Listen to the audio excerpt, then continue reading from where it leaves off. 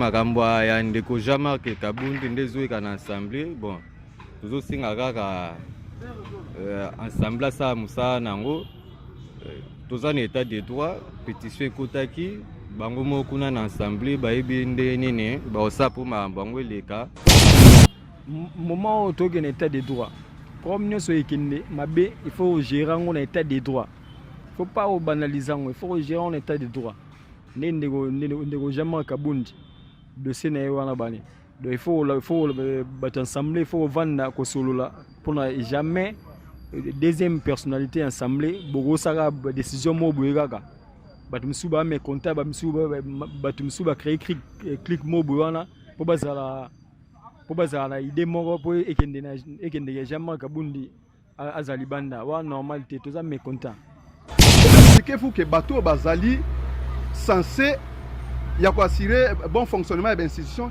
il faut vivre dans une sécurité en démon. Donc, concevoir l'IWA Oyoyo et ça l'IWA politisé. Oh, Denis. Et ça politisé, ça ne peut pas tomber que quand Vitel Kamere Azali interpellé et puis juge Oyo Azana matière, d'amener Karakou Fandémon en tout cas, il peut se quitter au côté. Ndenge droit et lobby. Tout le monde droit et lobby. Aza présumé innocent. Bon convoqué ailleurs à combien bon retenir on a fait la 15 jours, à 42 ou 43 jours. Pourquoi justice face à la distribution.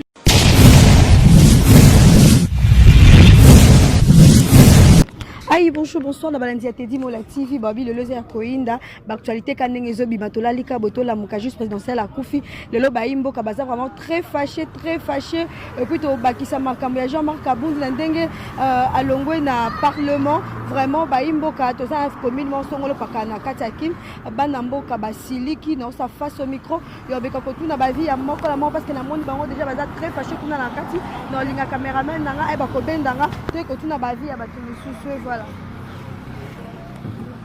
Biso tu na vivement déjà à papa moko. Bonjour papa. Bonjour. Boni papa. Ouais malamu. Papa to moni to lalika boto la mu kimba mon juge présidentiel à Koufi et puis ndenge Jean-Marc Kabundi ba otili kolongola na carte parlement to lito ba vraiment ba vie na yo.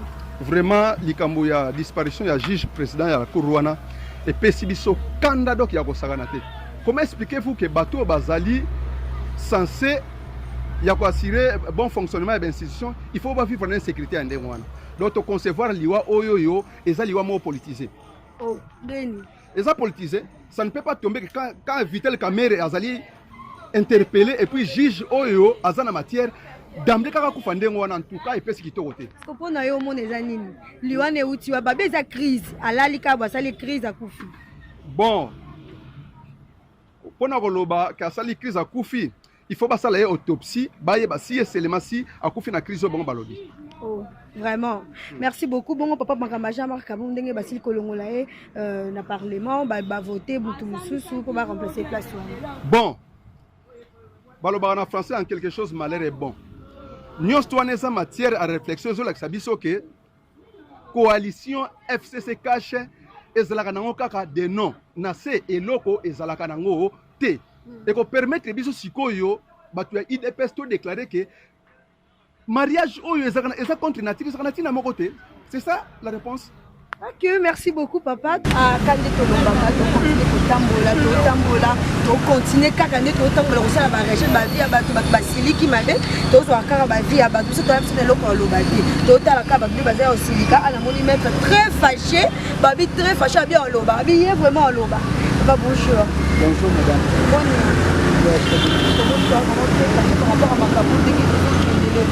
Pourquoi non, fameux amis? Sur une situation du pays réellement, nous avons une adversaire asiatique. Tout ce qu'on voit au Congo, nulle part ailleurs. Sauf qu'on peut émettre son avis. Au Congo, si tu émets ton avis, et ça, outrage. Sauf que ça, mais il faut quand même émettre ton avis pour toi, Congolais. Sur quoi on peut commencer, madame? Bon, sur l'affaire Jean-Marc, il y a des aspects là. Il y a l'aspect politique et il y a l'aspect qui va dans le lieu, à l'encontre, non pas familial, à l'encontre judiciaire. Jean-Marc Kabound a gagné il y a pétition ya honorable Mamba Jean-Marc Kaboul aza accusé ya propos eza mensonger. Comment ça? Ouais, Jean-Marc Kaboul fallait qu'il va tenir congrès. Dans le but, il va tenir congrès. Jean-Marc Kaboul, dans le but, le congrès n'était pas bienvenu pour. Mboka a besoin d'un bongo. Le congrès pouvait prendre 7 millions de dollars. C'est ce qu'on dit. Mais à notre grande surprise, quand ça a fait un bongo, député, il y a un député de l'MLC, honorable Mamba Lobby, Jean-Marc Kaboul, il faut approuver 7 millions et où. Après, pétition, qui va verser Bimé Belé. Il y a un député de l'UNC qui avait signé Mamba Lobby. Et on a, comment on dit, falsifié sa signature. Tout le monde ici s'est déroulé dans la destitution pour l'Ongolais d'ici Gazali. Mais si je vais émettre mon avis, c'est que il faut moi on était là. Entre Jean-Marc Kaboul, na Alexis Tambwe Mwamba, na Madame Janine Mabunda, qu'on respecte en passant, Nani a mérité qu'on a destitué la place. Ok, merci beaucoup. Et on a balancé déjà. On a besoin de savoir la maman de Bazali. Et puis aussi pour la ligue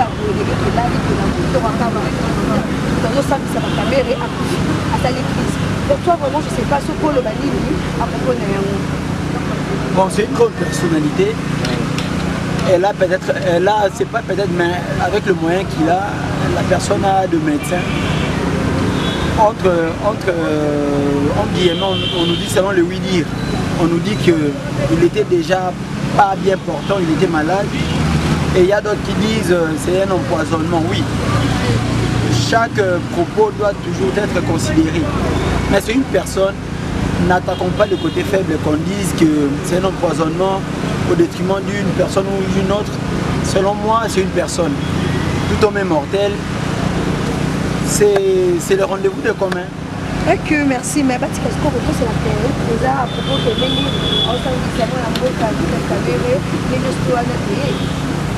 Lui, c'est juste un juge président. Lui, c'est un arbitre là. Selon moi, selon ma connaissance, c'est un arbitre. Et il y a un avocat de la partie, comment on dit, de la partie de l'État. Il y a un avocat de l'État. C'est peut-être le maître Coco. Si on dit l'acharnement, ça peut être le maître Coco. Mais on s'abstient, on se réserve de tout commentaire qui relève la justice et la police scientifique faire son travail. Ok, merci beaucoup. Voilà, toujours les cas, toujours mon accord va mettre, on va mettre,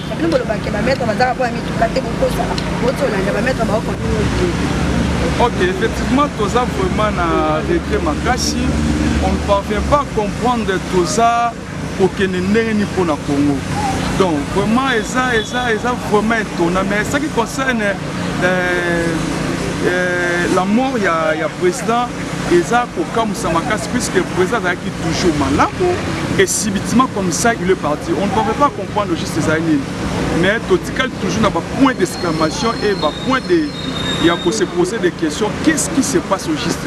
Donc c'est un peu ça. Mais tout ça, on a regret ma casse parce qu'il fallait na l'aide na yende tout notre vérité moi pour bien pour aller au ça très bien. Et tout ça seulement dont on s'en pessimisme pour le Congo battre la macambona bien. Et comment est-ce qu'on peut remplacer encore une personne au Kozala n'a pas compétence parce qu'il jouait très bien le rôle d'Aki au Sal. Donc c'est un peu ça. Ok, merci. Et bon, pour Jean-Marc Kaboul, il faut savoir qu'ils ont touché beaucoup plus la famille politique, où ils ont beaucoup plus sur le plan, il y a union pour la démocratie, pour le progrès social. Donc c'est un peu ça. Et il faut savoir aussi que Azali destitué n'a rang au Kenya qui est un peu le boulot. Mais toutefois, il reste toujours député national. Là, il faut tenir compte. Alors nous espérons qu'avec le temps, encore reprendre encore la force, puisque la famille doit siéger pour la communauté des pistes, de sorte que l'Union pour la démocratie et le progrès social est toujours la force. Donc c'est un peu ça. Ok, merci beaucoup. Papa, on a avis, merci. Okay. Quand des alaka, tu continues à avoir vie à battre. Depuis que tu continues, quand on a commis le son le pakala, auto kota na kombote et on a tomoni papa pe aza très fâché quand na makambango to meka soupe ko tuna avis na concernant ya makambango. Bonjour papa. Bonjour. Bonio. Kimia. Papa to yo tuno kande to sololi na makambo eleka na mboka. étant que moi na mboka ya solo na habité soka vino ekozala nini avi na ngai ekozala donc epe batukanda susi tope desu ndeko mosusu na mboka mais malade eyali mais tope desu moto mosusu dozuwa bato bakokufa boye te mpona pose ya bato okopana so posa bato yali wana bosololi yango so oza na tort oke na prison kuna ovandi kuna okopana ovandi mpo oza na tort le makambo evanda mpo moment oyo tokende état de droit problème nyonso ekende mabe il faut gérer yango na état de droit il faut pas obanaliser yango il faut gérer yango na état de droit nde ndeko Jean-Marc Kabundi dossier na ye wana bane donc il faut bato ensemble il faut ovanda kosolola mpona jamais deuxième personnalité ensemble bokosaka décision moko boye kaka bato mosusu bamécontent bato mosusu bacréer clique moko boye wana mpo bazala na idée moko mpo ekendeke Jean-Marc Kabundi azali banda wa normal te toza mécontent. Ok, merci beaucoup. Pour na avis non. Mais ce qu'on a tout na nano étant et pour na yo mwana mboka. Okoloba nini pe lisusu ba conseil nyoko pesa ba konzi mboka. Pour na ndenge liwa ekaka boye. Pour na ba konzi mboka to ke mwana mboka. Elo nini okopesa ba comme conseil. Pour na liwa ye donc ba tozo perdre ba te belé na piste wana politique. Ba te belé ba siko batu nini ba travail. Ba te belé ba kufa. Siko batu nini ba travail. Mokonzi alandela ngo très bien. Pour ba do kufa belé. ebele bato batangi ba classe na bango po ba kamba bato na position na bango na ba magistrat ba poste ebele zaza na mais bato bango bazo kufa donc ils a propreté. Ok, merci beaucoup. Là on continue vraiment. Il y a kozwa ba recherche kaka to ba vie à bateau pardon, ba vie à bateau. Bonjour papa. Ah bonjour maman. Boni. Kimia ali. Papa pona makambo na ebisio ya makambo concernant makambo eleka na mboka tant que moi na mboka ya solo koloba nini pour rien. Bon, surtout pour faire un procès à monsieur Kamere. En tout cas, il y a son trop. To singara na justice azwa tan na vraiment ti suka. Balandela mama.